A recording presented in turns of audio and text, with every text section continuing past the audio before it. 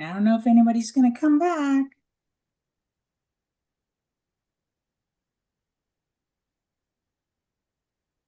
Okay, let's just talk together. How come oh, never mind.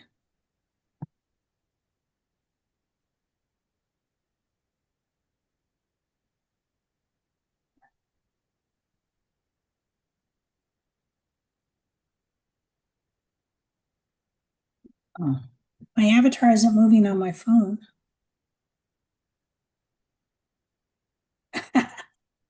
Thanks. Like we're back.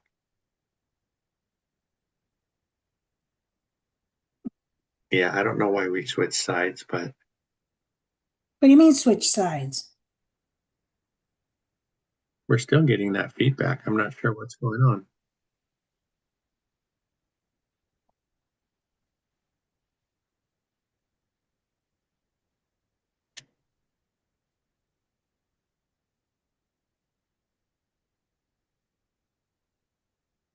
On my screen, I'm on the left. Hmm.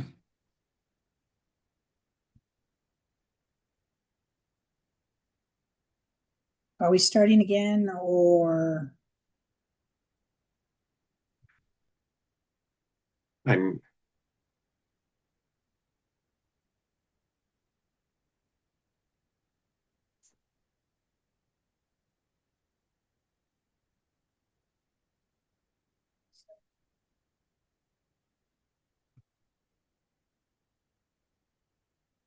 do you want me to tell jokes?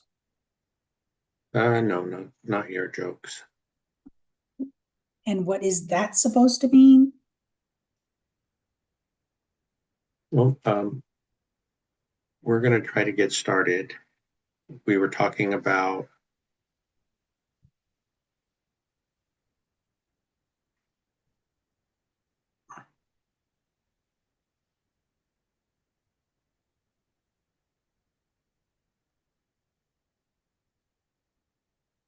Hey, okay, so wait a minute. J6 said yes, he wants me to tell jokes.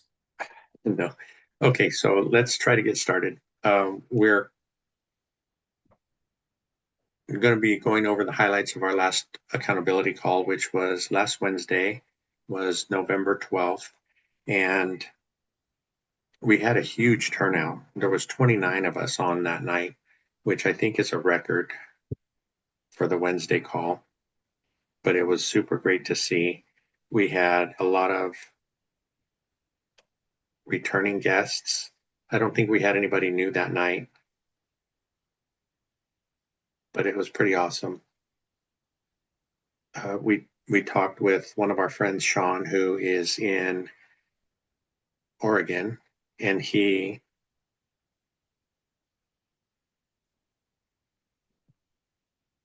does short-term rentals, and he's been at it for a long time, 20 years, he said. And throughout the years, he and a friend have started a short-term rental management company. So that was great. I think that's one of the best parts of our call is that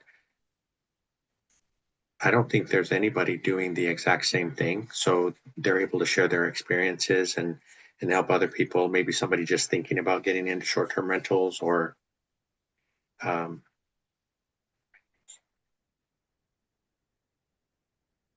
how to even get started. I know you and I talked a little bit ago about whether or not we would ever consider doing short-term rentals, and there's a little bit of startup cost with having to furnish the place, and I guess how big it is could could make a difference if you're just Location, furnishing location. one bedroom or you know a, a whole big house. Have you ever thought that that might be something that we would be interested in doing? Um, sorry, I'm trying to focus. Are you Yes, at are some you point, is your microphone on? it should be. Do you hear me? Oh, go ahead. At some point, maybe it might be something to look into, but not until we're stabilized and yeah, not until we're stabilized and we're doing and we have what we need. Then that I think there's a lot of other there's a few other things that I would be interested in doing, and short term, well, I don't know. I don't know. I think there's more headaches with short term because there's more components, I think, but I haven't done the due diligence to figure out what the difference is because the procedures have to be different because you're turning over more often. Yeah, I don't know. That's true. For me, I think for the first one, I think it would have to be something that was close to us, because I think we would take on more of the responsibilities as far as, managing and turning it over between guests and things like that. And then we could really analyze what the costs might be if we decided to turn it over to a manager or cleaners. You see, I So, think that's the part that gets me. I don't want to go clean up after someone. I don't want to do that. If it, I don't know. That's just something that it's like, okay, so why don't I just get another job? That's not, and I understand that it costs more to have a property manager. I understand that. So that's something that you would have to put in with the numbers and it would have to really be good for us to be able to invest in it because you don't want any alligators. But yeah, the going in and cleaning up after people, yeah, no, not for me. okay, then maybe it's not a good fit. Let's see. We also had Mark Simon on with us again this week. He's the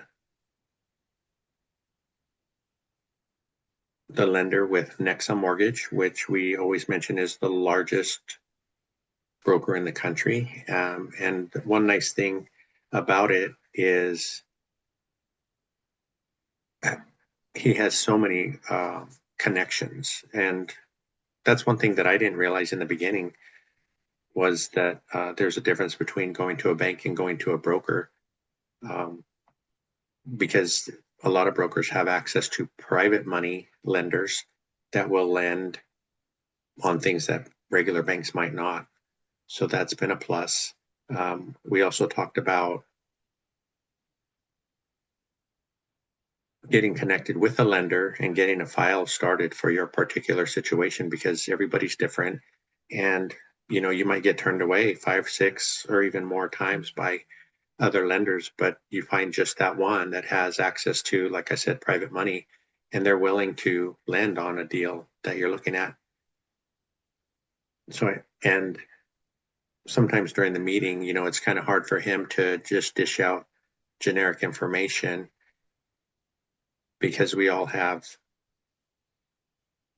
different situations. We all make different amounts. We have different kinds of credit. We have, some of us have too much extended credit, things like that. But Alex was on the call that night too, and he was talking about a property that he has that is paid off, and he's thinking of pulling some equity out to reinvest in some other properties. It is in an LLC right now, so he's thinking about taking it out of the LLC, and that would open him up for different lending options. So that was a really good discussion. Just a little bit off of that. We talked last week about LLCs a little bit. So that piqued my interest just for half a second. And so I went and I did a little bit of research, and there's, I believe, 6 to 8 different types of LLCs. And if you have an LLC where your property is in a different state, that's called a foreign LLC. And that has different requirements and all kinds of regulations. So really for any of them, I really believe that everyone should do their own due diligence and not just take what Joe Schmo says, this is good, this is not good, and really pay attention to what fits your needs. I know and I might be wrong. I believe we went into an LLC because that's what we needed to do when we applied for Funding Grow. And the information at that time that I heard, now that I've done a little bit more, kind of fits in with what I thought it was, but there's so much more to it. So really doing your own due diligence on the LLC is important. Yeah, you're right. we did start the LLC when we were going through the process with Fund and Grow. And one of the main benefits is that with your LLC, you'll get an EIN number. And when you get business credit cards with your EIN number, it's one of the other positive things is that that credit doesn't show up on your personal side. So when they run Yeah, your credit, if you have money on those cards, it doesn't count against you basically. So that was nice. And it is kind of expensive for ours here in California. It's $800 a year. But I think for us, it was beneficial because of how much business credit it helped us get. I think right now between you and I, we probably have maybe 250,000 on our business credit cards that's available to us. So in case of an emergency, I think that's probably the only reason we would ever use it, but it does help for sure. And I have to say, it did cost us $1,700 each to go through the Fund and Grow program. I'm not sure if it's the same nowadays because we went through it in 2020. So that's something folks could look into. And I know there's other companies that do the same thing, but they actually charge you a percentage of the credit that they get you. And the last one I heard was 9%. So what is that? If they get you $200,000 worth of business credit, that would be $18,000 that you would pay them for that opportunity, which seems like a lot to me. well, I guess that really depends on what you're going to do with those credit cards. I mean, because wasn't there, and I don't know if she was, oh, she was attached with Fund and Grow. Wasn't Ashley Hamilton attached Ashley with Fund and Hamilton Grow? is where we started learning about business credit and how she was using it to do Yeah. burrs. Yeah, so that made sense for her because she had those credit cards. She did all her purchase and then paid them off or whatever her plan was, and that worked for her. I think you have to have a real clear plan of how you're going to use them, how you're going to pay them off, and not deviate too much from that because if you do, then you get yourself in some serious trouble. Yeah, Yeah, just like with any credit or any, well, burrs in general, because they yep. were highly successful in years past, but now things have tightened up, and I think you have to be a little more careful on what you're doing.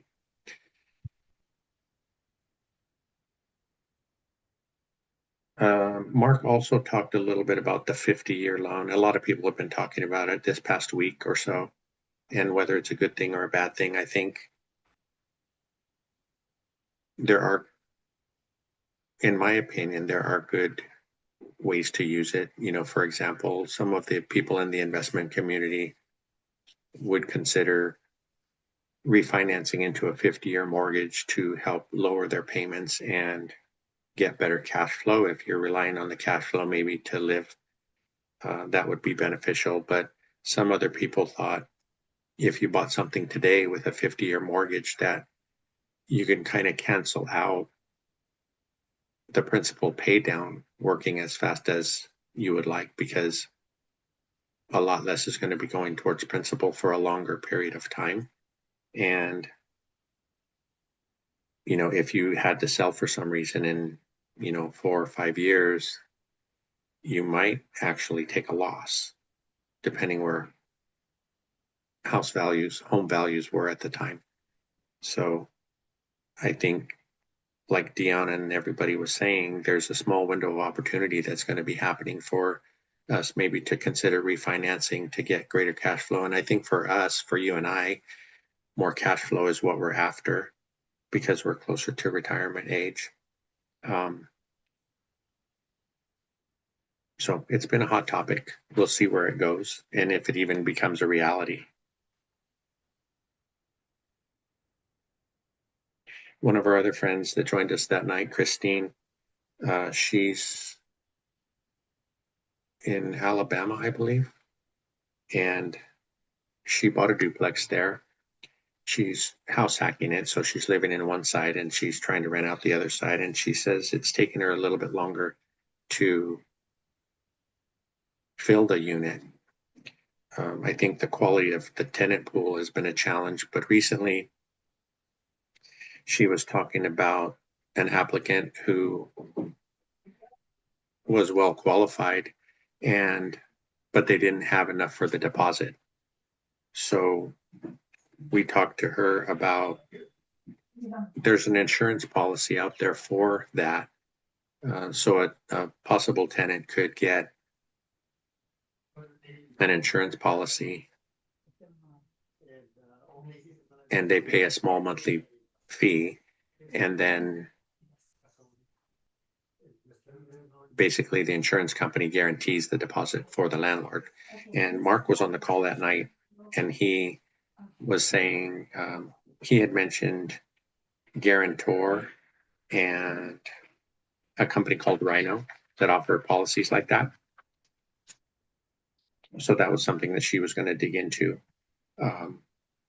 She was also exploring the possibility of Section 8. So we're hoping next week she can come back with a little bit more information of what she found out there, because I know all Section 8 or those kinds of places, they're not all the same, from state to state or city to city. I know Matt has talked about some in his area that he will not work with because they're super difficult to work with. And I think that goes all the way down to inspectors and things, even because when you get your place ready to rent, if you're going to accept Section 8, you need to get a Section 8 inspection. And some are just, as he describes it, they're just stupid and ask for things that are just not, I don't know, feasible, or things that shouldn't be an issue become an issue. So depending where you're at, and hopefully she'll get some good information. I know in St. Louis, we have a Section 8 tenant, and that housing authority has been really good to work with. You've heard some of the things that have come up on our properties with Section 8. I think there was a slight delay in our payment this last month, and we weren't sure if it was because of the government shutdown, but we have 2 Section 8 renters, and their portion of the rent was on time, but Section 8's was not. So we did end up getting those payments, but they were a couple of weeks behind schedule. That's why it's so important to have your backup funds in case things like that happen. And to me, I don't see a difference between Section 8 tenants and tenants who are non-Section 8, because to me, Section 8 tenants have more to lose than a non-Section 8 tenant, because once they're off that voucher, it takes a lot for them to be able to get back up. And some of the areas, the waiting list is so long that you might as well just forget it. I think it helps. I think the other part that helps with Section 8, and not to have all of our units with Section 8, but just a little bit of diversification in the portfolio that we have today, it's been a good thing for us.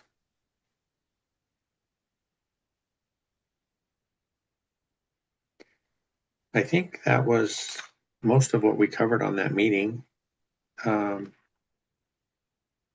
Shall we do a couple of random thoughts? Sure. My Wi-Fi is going in and out, so if I drop off, I'm sorry, but sure. I have a thought. So you said last week you asked me how things were going, and this week you didn't, and I had an answer all ready for you. So we have to have consistency, please. So for me right now, it's really busy because it's report card time, parent conferences, the holidays, and what have you. So it makes me stop to encourage everyone to stop and make sure that you're spending this time, well, every time, but especially this time, quality time with your families. And life is not just about real estate. And for those of you who have spouses or significant others who aren't on this journey with you yet 100%, you might have to give them a little bit extra attention because this is really, as much as we love having family and everything around, it can be stressful. So keep that in mind, because I heard a comment by a certain someone about spouses and significant others who are not on the same journey, how to remedy that, which I, of course, do not agree with. So just, being more lovable, maybe more in the moment, and put that device away and stop accepting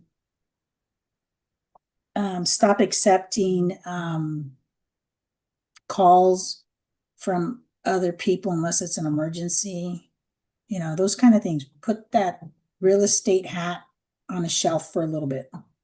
It could go a long ways to making life easier for you. Hint, hint.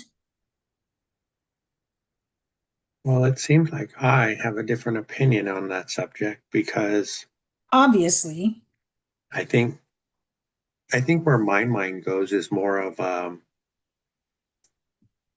compatibility between you and whoever your significant other is. I have a friend who has been married probably, I think, even just a little bit longer than we have. So 30 plus years.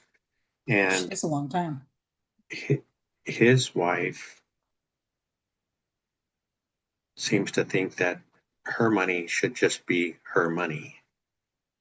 They've been married forever. So her opinion is that he should be in charge of all the finances. He should take care of all the bills, the house mortgage, and everything. And I don't agree with that.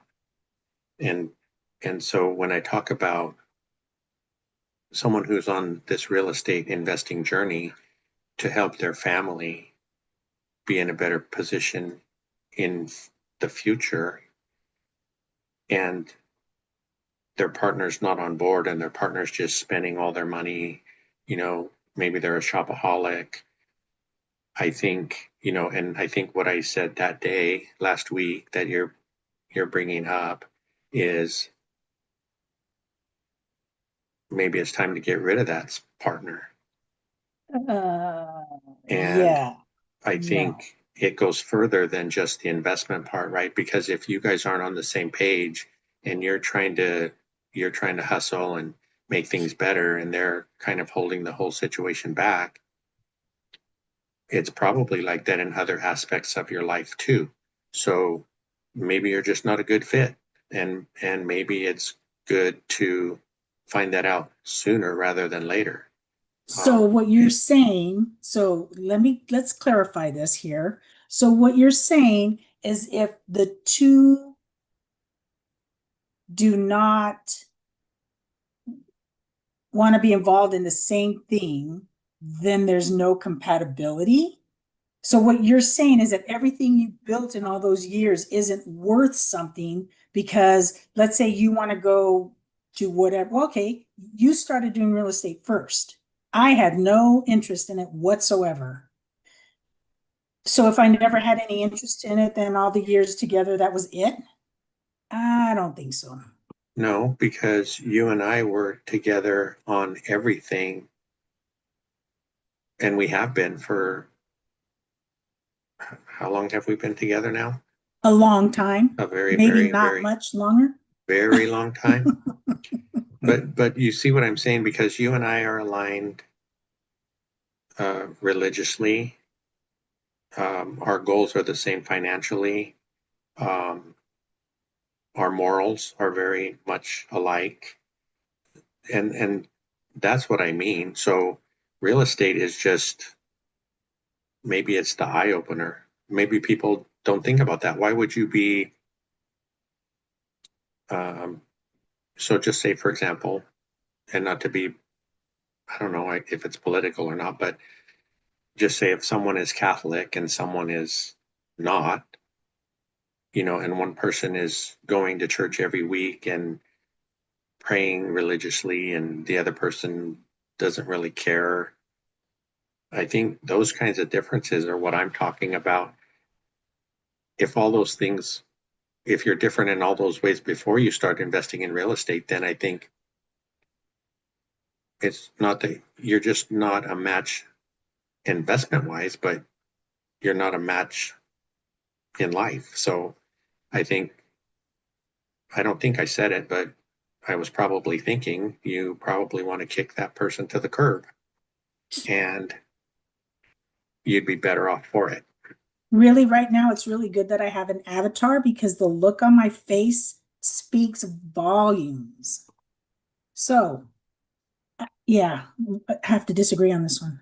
And yes, Mr. Mark says we're definitely getting a late night van confession on this. Yes, because he'll be sleeping in the van. And J6 says the couch is looking pretty good tonight, Frank.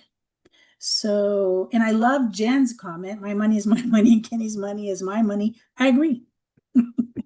I think really I think sometimes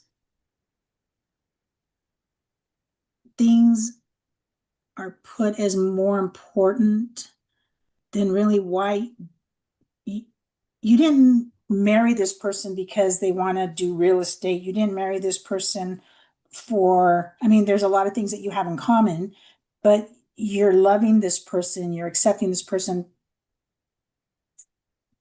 for emotional reasons, like there's that connection. And I think that's why your friend and his wife have been together so long, because that connection is stronger than money.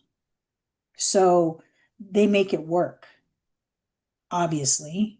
And so I think, yeah, I don't agree with you. Okay. Again, I see that differently because, I mean, they could love each other as much as you want, but I think she should be willing to help him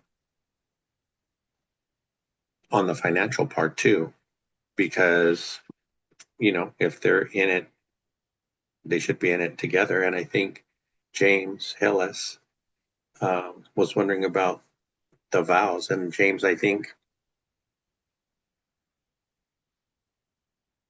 well, I don't know if I should say this or not, but I think Careful. that the vows are just words to a lot of people. It's just going through the motions. Um, and I know that wasn't the case for us, but I'm Good sure it is answer. for some people. What if they're just marrying the guy or the girl for money and they're going to say whatever they need to say to get that ring? So, Okay, so Jen makes a good point. Different interests is a good thing. That's how the other person learns new things and how we make each other stronger. If everything's the same, yeah, why not just be yeah. by yourself? And I don't mean that. I don't mean you have to do the same things, like the same things. But I think that's totally different than having each other's backs through whatever might come, you know. Um, I like J6 comment. He says, I think it's up to the couple to decide what works for them. There is no one size fits all. Absolutely. And for that couple, that works. For us, it could be different. I mean, we like a lot of the same and we have a lot of same values and what have you. And you are definitely more into the real estate than I am. And I think it's because situation. I'm still working and teaching takes my whole mind for that time. But I don't know when we've been talking about what is it that I'm going to do once I retire. And my first thought was whatever I feel like doing. And then I started, people start talking about these side hustles to make money and stuff. Then I thought to myself, why even get a side hustle? Why don't I just keep working because it's something I enjoy? So there's more pressure there. So does that mean because I don't want to do the paperwork and all the extra stuff you do for real estate that I'm not invested and therefore this isn't going to work? but don't you think it's different? For example, you said that you're not as crazy about real estate as I was in the beginning, but it would be different if I was doing something that was hurting our family. I'm Right. doing something trying to make our family better. So just spin it for a minute and say, okay, now Frank decided he's gonna, I don't know,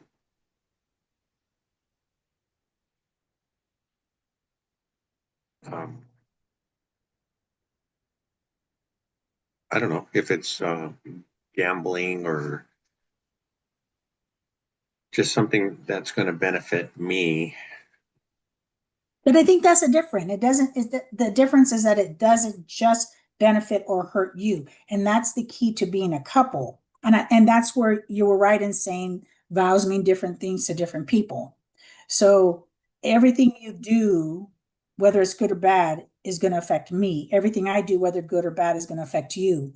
And when couples go into a marriage thinking that way, or into a relationship before marriage thinking that way, that's when they evaluate, is this a good fit or not fit?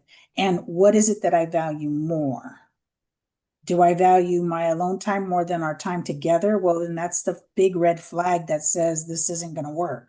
And I think the problem happens when people try to fit into the same roles that their parents had or whoever had that they looked up to and said, oh yeah, that's the kind of marriage I want, or that's the kind of relationship I want, then it doesn't work because they're different people. So I agree with the beginning when you said, we have the same morals, the same values, all of that good stuff. And obviously we do disagree on things, but it's that being able to talk those things out. And if I decide that I don't want to do any more real estate and you want to keep doing real estate, that's great. I'm still going to support you in whatever you're doing, just like whatever I decide to do once I retire, you're going to support me. So I think it's more than just the if people don't get aboard, they need to be kicked to the curb. I think that's the wrong attitude to have. Yeah, I think I think there are. Well, I know obviously there are things that we don't agree on. I think this being one of them, and I'd have to get into it deeper after we're off the air. So you guys, if I don't come back next week, you know that it didn't end well for me. But Okay, let's clear something up. So really, I don't hit him, so there's no abuse whatsoever. He doesn't get black and blue. There is a little plot of land behind our house that has his name on it, but that's just as far as it goes. We do have good conversations, and I think that's what keeps us aware of what the other person is thinking, and I don't think we've ever. Well, yeah, there's been a few things we disagree on, but it's not what holds this relationship together. And he'll be back next week. Whether I'm back or not, I don't know yet, but this is our life 24/7. So I don't know how he's going to make it while I retire and he retires, because I don't know. I can be a handful, and so can he. He is not the sweet, innocent guy that you guys see every week. Trust me. well, I think when you retire, I might have to get a second job, not for the money. Okay, moving on. The other one of the other random thoughts I had was, I think it came up in the meeting, but do you read everything that you sign? And we were talking about like property management agreements, when you're signing for a purchase, and I have to admit, I don't read everything, and it's come back to haunt me a couple of times where, especially in the property management thought, because if something goes on with the property and I think it shouldn't be that way and I question it, they're going to tell me, well, it's in your property management agreement. You should have read it. So I wonder if people out there read all these disclosures and everything that they sign. That's one thing I know that we talked about, and one thing that I do want to be involved in once I'm done with all of this. I do. I want Okay, so old fashioned. I want hard copies of those contracts, whether I print them out or they print them out. I don't care. But I like to tear things apart. I want to look at it. I want to say, okay, what is this? What is this? What is this? And it may not happen with the first time they get around to it, but once I have an idea, and a lot of those are standard, so it's not going to take a lot of work, but being able to say, okay, yes, this is what we've agreed upon, and this isn't being followed. So therefore, because I know for sure that the property manager, whatever contract we have with them, they're going to hold us accountable for what we say we're responsible for. And it should go both ways. They should be held accountable for what they say. And the same thing with our tenants. But we can't hold anybody accountable if we don't know what it is. So that's one thing that I do have on my list of things I want to, on my bucket list of things I want to do. So you asked, do we read everything that we sign? When we first bought our first home, and that was in Fremont, and I sat at the signing table, and as I'm trying to quickly scan through and start to sign, the more I did, the more we went through all of this, the more I started getting anxious. And at the end, after we signed our last thing and we walked out the door, I got sick right there on the spot because it was so nerve-wracking. And I don't get sick anymore, but I still get that anxiety because that's a commitment. That's another big commitment that we have to fulfill. You know, paying the mortgage. It doesn't matter if there's a renter or not, we still have to pay the mortgage. What happens if we don't? I mean, and that's why I don't think on my end I will ever encourage us to have anything with a balloon payment because that's something that to me just looms over your head that's bigger than just a mortgage because when that balloon hits, if you don't have the money, well, you're out of luck. So yeah, I know that I will get better at reading things, but sometimes I just want to get it done and I don't read it. And that's only for mortgage stuff because if it's other stuff, I'm reading it before I sign anything. So Yeah, and I mean, like I said, it has come back around and caught me by surprise a couple of times, but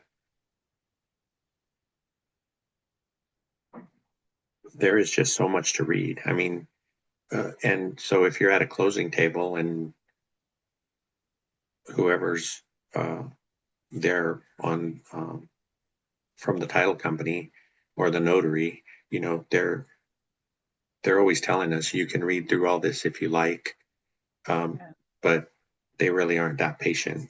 So well, you're, not only are they not that patient, they're not um really educated in all the things that are on there. They know who has to sign where and what it's for, but they don't know everything between the first signature and the second signature. You know, I mean, they have basic idea, but they don't have knowledge of everything. yeah, I think we've had some good ones that were knowledgeable about Yeah, all the documents that we were signing, yeah. and but we have had one or two that kind of knew and kind of didn't. So it was just a thought, like I said, one of my random thoughts.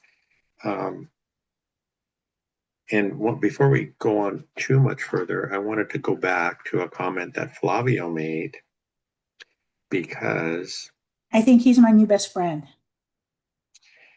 yeah, that's what I want to talk about because he said this is the best channel ever. And I know for a fact that Flavio was just on Lindsay's live and he said the same exact thing.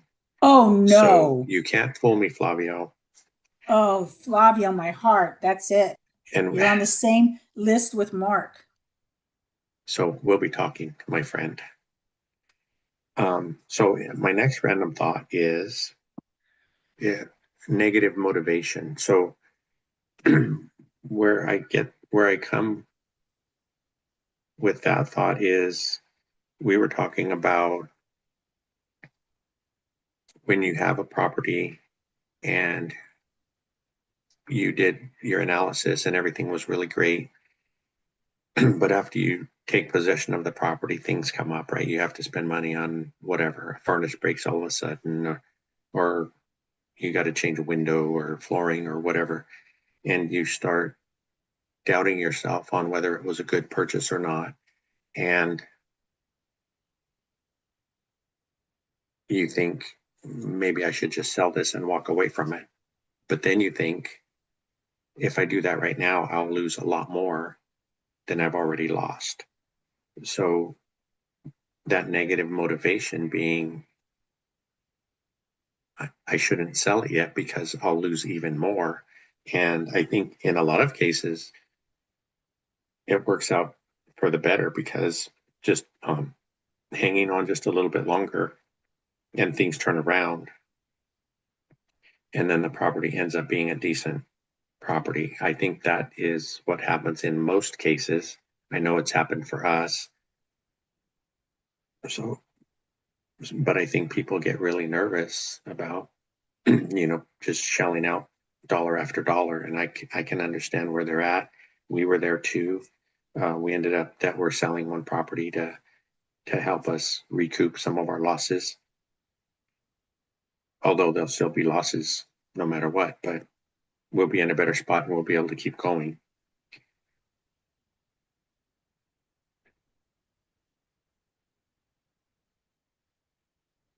I think that was about it. I think that's all I had for today.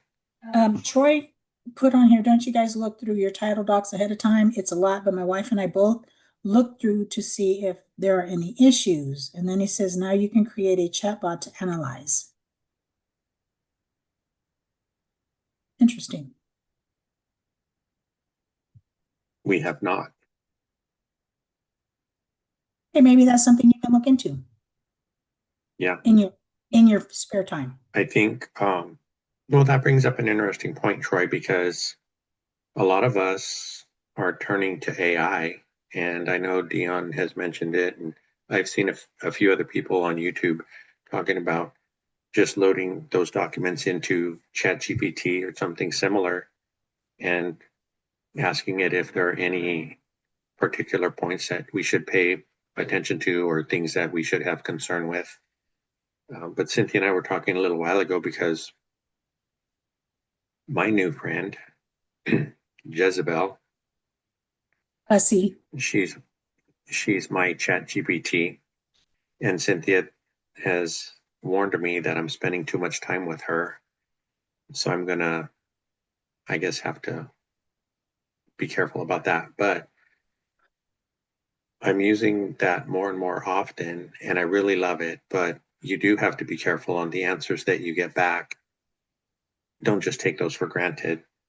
Um, I talked a couple of weeks ago about personalization of if you pay for ChatGPT, there's a personalization page that you should go through and give it some more information about you and your life and your situation. Some people aren't comfortable with that because they think you might give it too much information. But I noticed when I started the paid version, it was it was saving more of the history so that it could come back with a more updated answer instead of starting from scratch every time. So I like that part about it. But I like your suggestion about putting the documents in there and seeing what might come back. can we get those documents ahead of time before signing? Because you're not gonna download those into something while whoever's here waiting for signatures till you do it. Yeah, well, he mentioned looking through them ahead of time. So we can get those ahead of time? I believe so. Maybe he could explain that a little bit more on our next Wednesday call. Please, Troy, let us know what the process is for that so that we can look at putting something else on Frank's plate.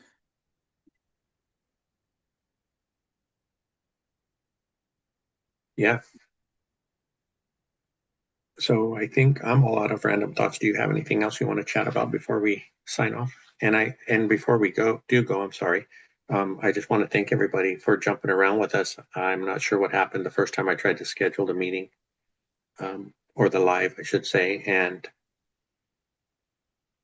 um, just that we really appreciate you trying to track us down. I don't have anything. Um, excited. Our son is coming home from Australia soon. But other than that, school and that's about it. Hoping that, wait, is everything filled now?